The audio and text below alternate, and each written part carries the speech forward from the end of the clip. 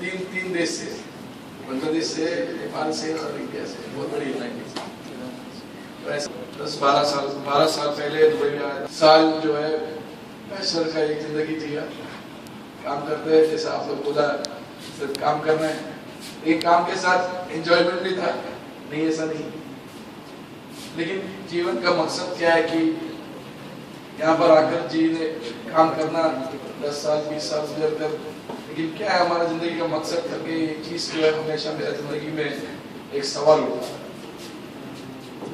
നിങ്ങൾ കൊണ്ട് തന്നെ ദുബായിൽ 12 വർഷം മുതൽ ഞാൻ വന്നു. ബാച്ചിലറായിട്ട് ഞാൻ കുറച്ച് വർഷം ജീവിച്ചു, ജോലി ചെയ്തു. പക്ഷെ എപ്പോഴും ഒരു ചോദ്യം ഉണ്ടായിരുന്നു, ജോലി ചെയ്ത് തന്നെ ജീവിതം തീർക്കണമെന്നുള്ള വിഷയം എപ്പോഴും മനസ്സിലുണ്ടായിരുന്നു. ഇവിടെ വന്ന നാട്ടിലെ റിപ്പോർട്ടറൊക്കെ വിട്ട് ഇരിക്കുക, ജോലി ചെയ്യുക, എപ്പോഴും മനസ്സിൽ തിരിച്ചു പോകണമെന്ന് മനസ്സിലാക്കി. हमेशा मेरा मन में ख्याल आता था कि सब छोड़ के वापस जाना है, लेकिन सोच के 12 साल हो गया। लेकिन उस समय में मैं ये सवाल सोचता था कि जिंदगी का मकसद क्या है।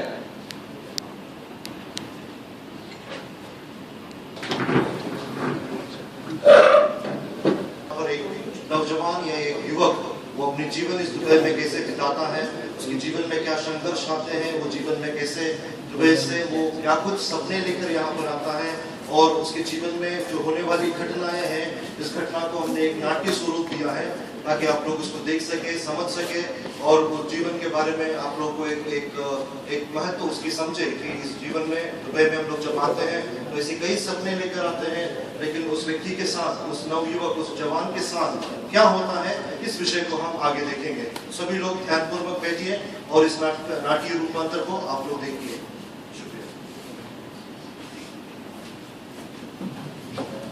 राजू जो एक नौजवान है, वो अपनी जिंदगी में कुछ बड़ा करना चाहता है। वो बहुत उत्सुक है, उसमें बहुत क्षमताएं हैं, बहुत हुनर है, और अपने जीवन में दुबई में आकर एक नौकरी कर अपने परिवार को और अपने खुद के लिए वो बहुत कुछ करना चाहता है। वो ये विश्वास करता है कि दुबई में जो उसकी नौकरी है वो उसके जीवन को बहुत आगे तक ले जाएगा।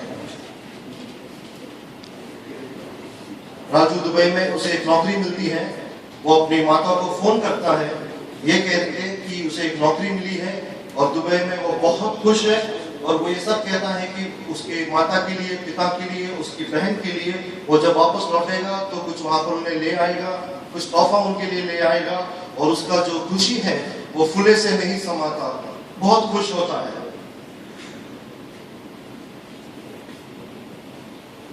ये सुनकर उसकी माँ बहुत खुश होती है, और माँ कहती है कि वो उसके ऊपर गर्व करती है कि उसने एक नौकरी पाई है और दुबई में अब काम कर रहा है। लेकिन माँ उससे ये चेतावनी देती है कि दुबई में जब वो होता है तो वहाँ की नौकरी जब वो करता है तो वहाँ की गंदी आदतें, बुरी संगत, ये कुछ उसे ना लगे। राजू कहता है कि हाँ, मैं संभाल लूंगा, आप भरोसा रखिए, मैं आपका अच्छा और नेक बच्चा हूँ।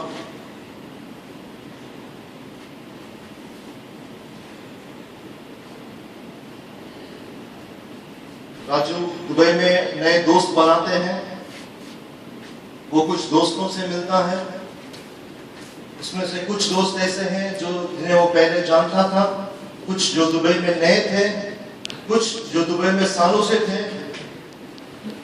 और ऐसे कर अपनी जो छुट्टियों के दिन थे, हफ्ते के जो दिन थे, वो बनाने लगे, उसको मनाने लगे, वो खेलने लगे, उसके दोस्त शराब मंगाने लगे, वो सिनेमा देखने लगे, और साथ में वो खेलने लगे। और राजू को ये जो संगत थी वो उसे अच्छा लगने लगा, और जो उसके दोस्त और उसके मित्र जो थे उन्हें भी राजू का संगत अच्छा लगता था।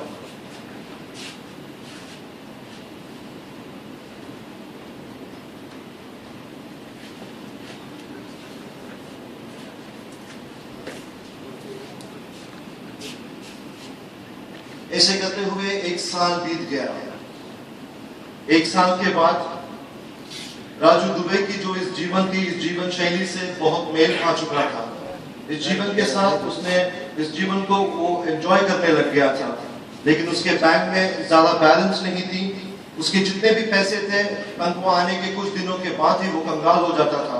उसकी आदतों की वजह से, क्योंकि वो पैसे जो सिनेमा के लिए वो खर्च करता था, शराब के लिए खर्च करता था, ऐसी चीजों के लिए अपनी आदतों में और अपने जो हैबिट्स थे उसके पीने की जो आदत जो लत उन्हें लग गई थी, इन्हीं चीजों की वजह से उसके पैसे सब खत्म हो जाते थे।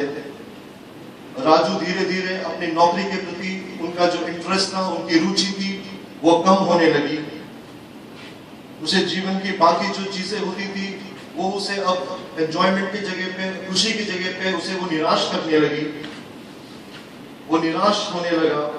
और धीरे धीरे जो पीने की जो ये सिलसिला था वो उसका रोज का सिलसिला बन गया, वो एक परंपरा बन गया। आए दिन रोज शराब पीना, शराब में डूबना, कोई वजह हो या वजह ना हो, शराब में रहने लगा। और इस तरह नौकरी के प्रति उसकी रुचि छूट गई, उसे निराश और हताश होना पड़ा, और उसकी जितने भी कॉन्फिडेंस थी वो कॉन्फिडेंस बिखर गया।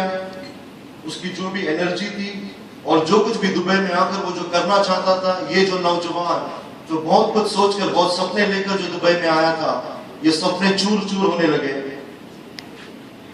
और उनकी और भी प्रॉब्लम्स बढ़ने लगी। उनका जो सेहत है, उनकी जो तंदुरुस्ती थी, उसमें कमजोरियां आने लगी, वो बीमार होने लगा।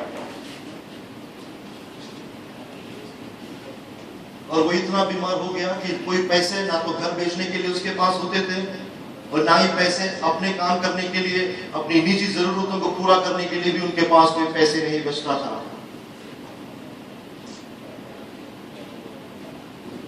और ऐसे वक्त पर राजू ने अपनी बात अपने एक मित्र से रखी जिनका नाम महेश है।